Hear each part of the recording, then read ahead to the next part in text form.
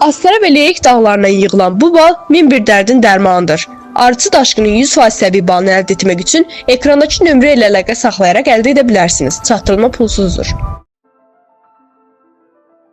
Rusiya pensiya sistemi dəyişməyə davam edir və 2025-ci il yeni qaydalar və tələblər gətirəcək. NES 24 AS-SİMA Ruya istinadən xəbər verir ki, pensiya yaşının artırılması, tələb olunan iş stajının və balların artırılması, ödənişlərin indeksləşdirilməsi və hesablanmasında dəyişikliklər, bütün bunlar diqqətlə öyrənilməsini tələb edir. Ən çox müzakirə olunan məsələlərdən biri də pensiya yaşının artırılmasıdır. Bu tədbir pensiya sisteminin maliyyə dayanıqlığının qorunmasına yönəlib və gözlənilən ömür uzunluğunun artırılması ilə bağlıdır.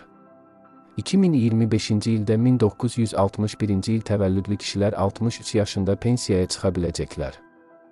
1966-cı il təvəllüdlü qadınlar 58 yaşında pensiyaya çıxa biləcəklər.